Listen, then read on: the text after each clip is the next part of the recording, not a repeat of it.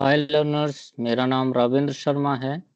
और ये जो कोर्स है, इस कोर्स का नाम है Synchro 4D master class by using Primavera P6, Excel, VBA, Python coding, Synchro 4D and Revit. So मैं एक प्लानिंग इंजीनियर हूँ और मेरा जो प्रोफेशन है अ, वो टीचिंग का है। मैं फ्रीलांसिंग सर्विसेज देता हूँ और बहुत सारे प्रोजेक्ट के लिए अभी करेंटली काम कर रहा हूँ। तो बेसिकली अभी मैं 3-4 प्रोजेक्ट देख रहा हूँ, जिसमें से रेसिडेंशियल बिल्डिंग प्रोजेक्ट्स है, कमर्शियल बिल्डिंग प्रोजेक्ट्स है, सम रेलवे प्रोजेक्ट्स हैं और 2 मेट्रो रेल प्रोजेक्ट्स हैं। तो इस कोर्स में हम लोग क्या सीखने वाले हैं, 4D बीम क्या होता है और हम लोग एक 4D मॉडल कैसे तैयार करेंगे। तो बिना देर किए हुए है सीधे टॉपिक पे आते हैं। तो ये जो हमारा जो एक रेविट का 3D मॉडल है, आप देख सकते हैं कि 3D मॉडल है। ये 3D मॉडल आपको प्रोवाइड किया जाएगा और हम लोग इसी प्रोजेक्ट पे थ्रू आउट द कोर्स हम लोग लर्न करने वाले हैं। प्राइमवेरा जो शेड्यूल है वो इसी मॉडल के लिए है। तो इसमें जो हम लोग जो स्टेप बाय स्टेप सीखेंगे, सबसे पहले क्या करेंगे, हम रेविट मॉडल को ओपन करेंगे। रेविट मॉडल ओपन करने के बाद में हमारा जो पहला जो स्टेप होता है वो होता है प्रोजेक्ट पैरामीटर या शेयर पैरामीटर क्रिएट करना। आप देख सकते हैं ये प्रोजेक्ट पैरामीटर है, शेयर पैरामीटर है। इन डिटेल हम लोग सीखेंगे कि ये पैरामीटर्स होते क्या हैं एंड पैरामीटर्स कितने टाइप के होते हैं। पैरामीटर्स में डेटा, हम लोग डेटा की जो वो नंबर फॉर्मेट में होगा, टेक्स्ट फॉर्मेट में होगा या किसी दूसरे अदर फॉर्मेट में होगा। सो वो लोग हम बाद में सीखेंगे जब कोर्स के पर्टिकुलर जिस मॉड्यूल पे हम लोग जाएंगे। सो इसकी व्यू में हम लोग देखते हैं कि एक एलिमेंट आईडी है, ये प्रोजेक्ट पैरामीटर क्रिएट किया हुआ है। और यहाँ पे हम देखेंगे टेक्स्ट के अंदर में आपको दिखेगा टावर नेम है, जो कि 2 टावर हैं बिल्डिंग में, टावर ए टावर बी। तो हमको जो हमारा प्रोजेक्ट शेड्यूल है टावर वाइज है और हमको जो 4D सिमुलेशन चाहिए वो भी टावर वाइज होना चाहिए। 4D टास्क नेम है ईच एंड एवरी एलिमेंट्स के लिए। तो ये सारी चीजें हम लोग पाइथन कोडिंग के थ्रू कैसे करेंगे, क्योंकि देखिए जो 4D मॉडल होता है उसको क्रिएट कर सकते हैं हम लोग मैनुअल वे में भी, लेकिन जो मैनुअल वे होता है वो बहुत ही ज्यादा टाइम कंज्यूमिंग है। टाइम कंज्यूमिंग के साथ साथ जो एरर के चांसेस है उसमें 70% या मोर देन 70% एरर के चांसेस है। अब उसमें होता क्या है कि जब आप एक एक एलिमेंट्स को क्लिक करेंगे, क्लिक करने के बाद में ये जो फाउंडेशन है किस टावर का है, इसका नाम फाउंडेशन है, इसकी एलिमेंट आईडी इतनी है। फिर ये तो फाउंडेशन हो गया, फाउंडेशन के बाद में सपोज मान के चलिए आपका स्लैब हो गया। अब ये एक एक स्लैब के लिए उसका एलिमेंट आईडी हो गया। अब आप यहाँ पे देखेंगे कि 4D task name tower A 4th floor. So आप देख सकते हैं ये फ्लोर वाइज, क्योंकि जो शेड्यूल है ना वो तो फ्लोर वाइज रहेगा, माइक्रो लेवल पे जो शेड्यूल रहेगा। तो आप मैनुअल वे में इसको करेंगे कि ये बहुत ही ज्यादा टाइम टेकिंग है। तो इसके लिए मैंने अ, बहुत ज़्यादा रिसर्च किया। रिसर्च करने के बाद इसमें मुझे आप कह सकते हैं कि 5-6 महीने मुझे टाइम लगा इसमें, कि एक जो इजी तरीका है वो कैसे निकलेगा और एक जो इजी वे है इस सारे प्रोसेस का वो एंड विदाउट एरर हम कैसे एक 4D मॉडल क्रिएट कर सकते हैं, 4D सिमुलेशन बना सकते हैं, चाहे वो आपका नेविस वर्क हो या सिंक्रो 4D हो। तो बट बेसिकली इस कोर्स में हम सिंक्रो 4D सीखने वाले हैं। तो ये सारी चीजें हम सीखेंगे, बट इसका पहला स्टेप तो मैंने बता दिया कि हमको प्रोजेक्ट पैरामीटर सिर्फ क्रिएट करना है, उसकी वैल्यू असाइन नहीं करना है। वैल्यू असाइन हम मैनुअल वे में नहीं करेंगे। हम वैल्यू असाइन करने के लिए यहाँ पे आप देखोगे मेरे पास 2 एक्सेल सीट है, एक मल्टी कैटेगरी शेड्यूल है। मल्टी कैटेगरी शेड्यूल वहां से हमने, अब मल्टी कैटेगरी शेड्यूल में 4D पैरामीटर है नहीं, ये मैं बोलता हूँ इसको कैसे करेंगे। मल्टी कैटेगरी शेड्यूल हम लोग एक्सपोर्ट कर लेंगे। अब मल्टी कैटेगरी शेड्यूल में आप देखेंगे कि इसमें लेवल है, कैटेगरी है, फैमिली है, टाइप है। अब उसमें वो फ्लोर है कि कौन फ्लोर है कि वॉल है कि स्टेयर केस है, डोर है, विंडो है।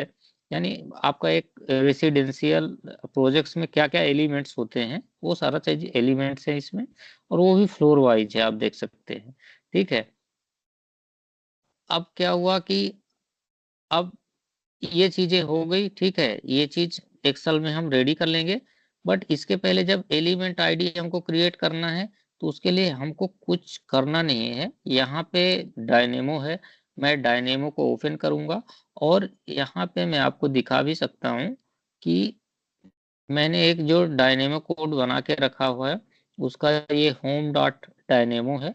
इस डायनेमो कोड को मैं सिर्फ इंपोर्ट करूंगा रेविट पे।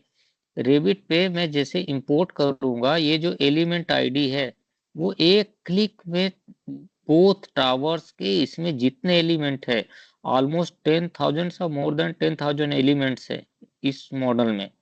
आप सोच सकते हो कि जो 10,000 एलिमेंट्स है एक क्लिक में यहाँ पे एलिमेंट आईडी आ जाएगा सबका, यूनिक एलिमेंट आईडी आ जाएगा।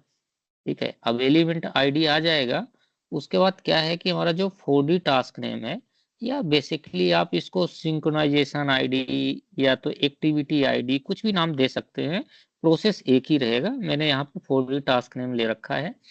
अब 4D टास्क नेम हमको एक एक एलिमेंट का मैनुअल करना नहीं है। यहाँ पे मैं आपको दिखाता हूँ। मेरे पास में मैंने जो बना के रखा है 4D पैरामीटर डॉट DYN, ये हो गया। ठीक है। तो ये एक पाइथन कोडिंग है। ठीक है।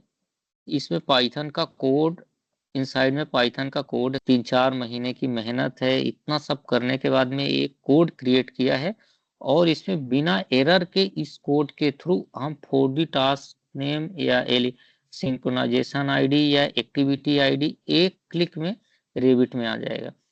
बेसिकली करेंगे क्या, इसके लिए बस एक एक्सेल सीट है। इस एक्सेल सीट में हमने दे दिया है ये सारी एलिमेंट आईडी है। एलिमेंट आईडी को एक जगह हम लेके आए हैं। एक जगह कैसे लेके आएंगे, VBA कोडिंग है, उसका भी एक कोड है। ठीक है। उस कोड को हम रन कर देंगे, एक जगह पे एलिमेंट आईडी आ जाएगी। अब एलिमेंट आईडी आ गई, मैंने यहाँ पे सबका नाम दे दिया। अब हम इस एक्सेल सीट को डायरेक्ट पाइथन कोड रन करके रेविट मॉडल में इंपोर्ट कर लेंगे। इंपोर्ट करने के बाद में आप देख सकते हैं, मैंने यहाँ पे क्लिक किया, इसका 4D टास्क नेम टावर ए terrace floor walls basic wall. Okay. यहाँ पे मैं और एक चीज दिखाता हूँ, जैसे मान के चलो ये स्विमिंग पूल है, tower A terrace floor furniture swimming pool.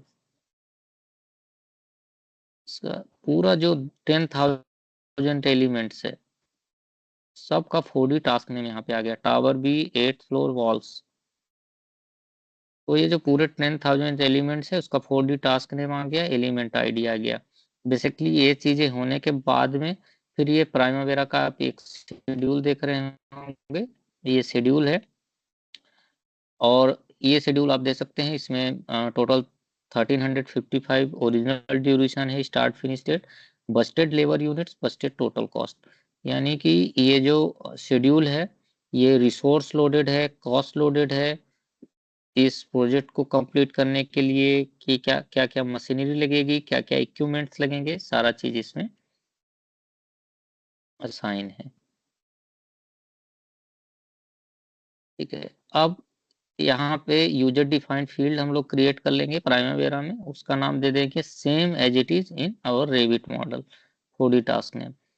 अब इसको हम इम्पो एक्सपोर्ट कर देंगे एक्सेल में, और एक्सेल में हम उधर से ये जो है सारा चीज एक एसोसिएटेड एक्टिविटी नेम के फ्रंट में ये, अब जैसे आप देख सकते हो डब्ल्यू बेसमेंट फ्लोर के अंदर में ramp beam and slab RCC है। ये 4D टास्क नेम है, tower A basement floor, tower A basement floor. अब उसमें 2-3 फ्लोर भी हो सकते हैं। ठीक है। अगर पार्ट वाइज स्लैब है, जैसा आपका रेविट में मॉडल किया हुआ है, ठीक है? तो ये 4D टास्क नेम आ जाएगा। अब हम फिर यहाँ पे सिंको फाइल है, ठीक है? सिंको 4D प्रो ओपन करेंगे, इसमें हम प्राइम वगैरह शेड्यूल को इंपोर्ट कर लेंगे। फिर इसमें हम यूजर डिफाइंड फील्ड क्रिएट करेंगे। किसके लिए क्रिएट करेंगे? हमको क्योंकि अर्न वैल्यू ग्राफ भी चाहिए। ये जब हम 4D सिमुलेशन रन करेंगे तो अर्न वैल्यू ग्राफ के साथ में ये 4D सिमुलेशन रन करेगा, ठीक है? तो अब इसका आप लोगों को अगर चाहिए तो मैं एक दो और एग्जांपल दे देता हूँ 4D सिमुलेशंस के। तो बेसिकली ये रिजल्ट तो एक आपने सैंपल देख लिया। ऐसे ही इसका जो सिमुलेशन है उसमें तो सिर्फ आपका मॉडल सिमुलेट हो रहा था, इसमें अर्न वैल्यू भी सिमुलेट होगा। मैं इसको यहाँ पे 0 पे सेट कर देता हूँ। 0 पे सेट कर दिया। अब आप देखेंगे ये शेड्यूल है, शेड्यूल जैसे जैसे प्रोग्रेस हो रहा है आपका, सेम आपका 3D मॉडल प्रोग्रेस हो रहा है। बजटेड टोटल कॉस्ट उसकी देखिए चेंज हो रही है, एक्टिविटी ने। तो ये सारा चीज हम लोग इस कोर्स में सीख। आज के लिए बस इतना ही।